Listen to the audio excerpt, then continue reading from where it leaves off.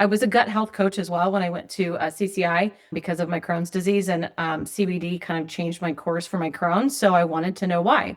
I started making my own CBD and CBG and using it for my clients. I am not going to be 90 years old and taking all these pills. Like, I just don't want to be a big part of this Big Pharma thing. I partnered with a medical marijuana doctor, and he would refer patients to me. He just writes the script basically based on their condition. And after that, they go into a dispensary. They have no idea what to get. He doesn't know what to tell them to get because he's really not versed in any of that. He just knows he legally can give them a script for a cannabis card. I knew that that was kind of my purpose in life, to share my story. And so I published a book. I was the #1 bestseller on Amazon. I just don't tell people a story of how it affected me. I give them education and science behind it. I think if anybody's thought about writing a book or thinks that maybe that's their purpose in life, write it. Write the damn book. Welcome back to the channel. My name is Andrea Maharg. I've been teaching doctors and the general public about the benefits of medicinal cannabis since 2018, the program director at the Cannabis Institute, where we teach other people about this beautiful plant. And I'm here with one of our fantastic graduates from 2021, Angie Lickliter, and we're going to find out all the great stuff she's been doing out in the world. Angie, I'm so happy to have you.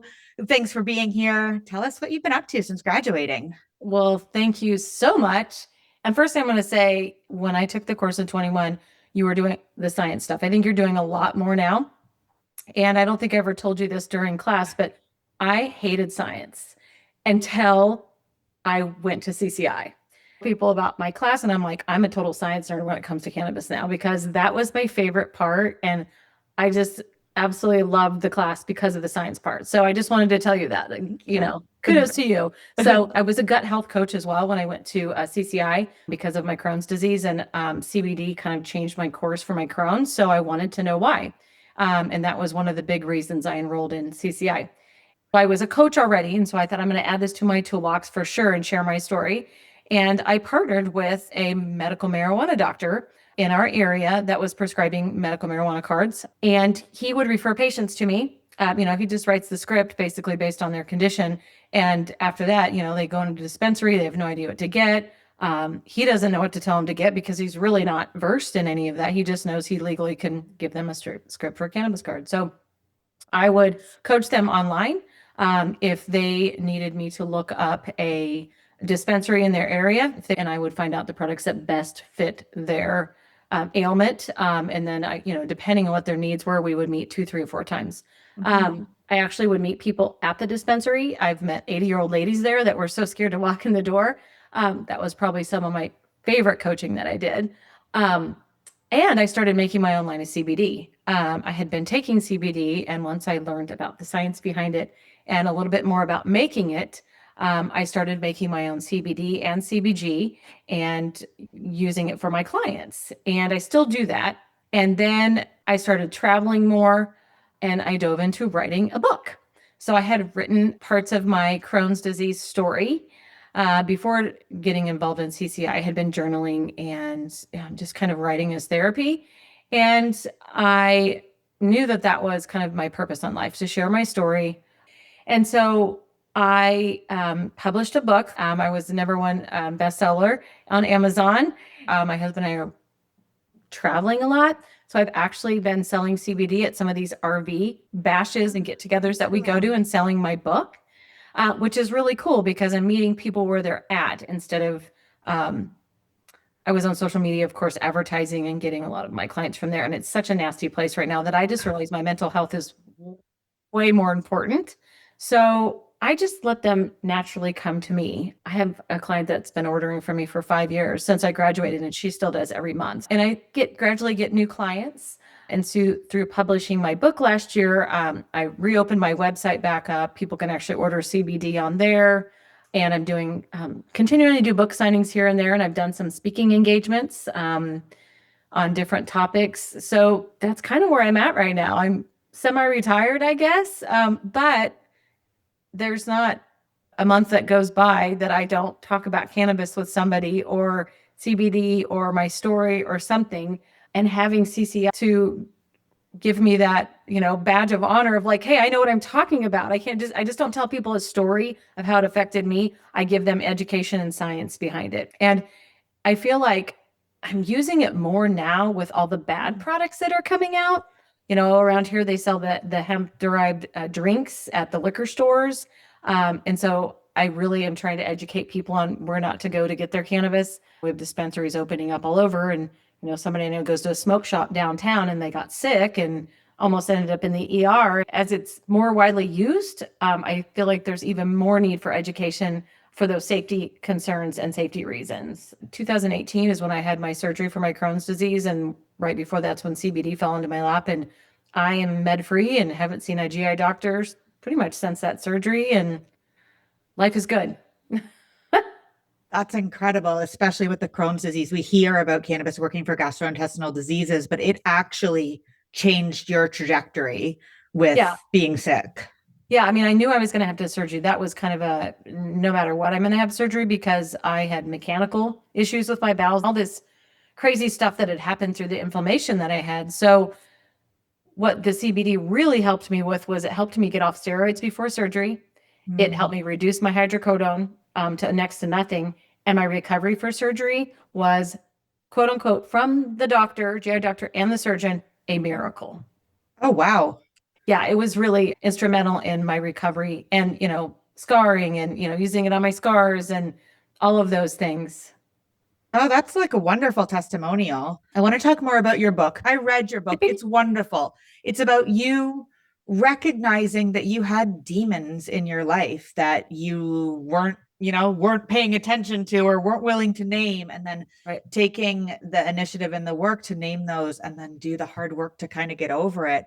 Can you talk to us about the book for a little bit, please? Yeah. And, again, thanks to CCI for it's kind of was one of the catapults I needed to push me to write a book. A publisher showed up in front of me as I was writing my book. I thought my book was going to be about my journey with Crohn's, and always it's going to be devoted. It was still devoted to my grandmother, but she always had a full pill box. And I remember when the couple weeks before she was dying, we spent a lot of time with her in her room, and because we were very close. And she had this pill box that was full of stuff. It's like 3 or 4 times a day, and God knows what you're giving her. And I just always vowed to always have an empty pill box. And that's what my title of my book was going to be, The Empty Pill Box, because I thought, I am not going to be 90 years old and taking all these pills. Like, I just don't want to be a big part of this Big Pharma thing, And at the time, cannabis was not in my life. My husband worked for the federal government. He actually facilitated drug testing at work. So, fast forward here to the book, as I'm writing, the whole time, this finding her just kept popping up at the top of the page as I'm writing. I actually hand wrote my book, and then dictated it, and then we edited it and went from there. But as I was writing, I just let the pen flow, and it was crazy how these monsters emerged, because it was always my gut monster. I was the gut girl. Gut girl coaching was the name of my business for a while. Like, it was a monster. And so what happened is these other monsters emerged. And at the very last chapter is about my gut, because all of those monsters affected my gut. And I did not realize that. It was like everything, this full picture came into my vision, and wow, I thought I needed therapy. Like, while I was writing, I thought about getting a counselor to help me get these things out. The pen and paper were all I needed. It really did flush a lot of those demons out and made me realize and connect dots. Journaling is really a part of my life every day. I just feel like it's very therapeutic for people. So much can happen on paper and pen, and nobody needs to know that happened. I felt like it was my due diligence to publish the book and share my story. And it was an amazing process. And I think if anybody's thought about writing a book or thinks that maybe that's their purpose in life, write it. Write the damn book. Thank you so much for sharing that with us. Sure. So now you're traveling, you're book, you're doing book signings, you're selling your stuff. Do you feel complete? Like, does it feel so wonderful to be at this place in your life? Yeah, 100%. So I haven't worked for anybody since 2008. But myself. And I keep joking, going, well, maybe I should go back to work and get a job. And my friends are like, you've been saying that for 10 years. But I think the whole reason I was saying that is my book wasn't written. I knew there was something else that I should be doing to feel complete in life. And now that that's done, it's published. I've done some book signings, I've done some speaking events, I've done some PR stuff. The purpose of it was for me and to reach people I know I have. And so I feel like my job is done on this earth. Now it's time to just have fun with it. Yeah. Right now, you can go out and hang out with the seniors and talk to them about cannabis. Being able to share and help them like take the first steps down a pathway is so powerful. Yes, for sure. So you graduated a while ago. Can you think back on your time in the program to something that was really impactful for you? Actually, yes. And just thought about this the other day. We had study buddies in CCI, and Becky was her name. And so the whole time we're studying and talking, she's a recovering alcoholic, right? And this whole time I'm drinking. I wasn't an alcoholic, but like alcohol was still a part of my life. Well, I quit drinking in February of 22. I really feel like having her as my partner through CCI and her sharing her story with alcohol, and then after her getting hurt and using cannabis, it started to open my eyes on how alcohol affects us and how bad it is for us. So I feel like she was planted to partner with me, because the whole time she's talking about her not drinking and her sobriety, I'm going, man, maybe I should quit drinking, And so now it's been 4 years and I don't drink. I have no desire to. I think that was really a big thing for me, was being a partner with her and being able to learn from her about alcohol and see her go through all of that and think, God, I would never want to be to that point in my life. Yeah. And I would hate to any of my loved ones to be there either. Yeah. So.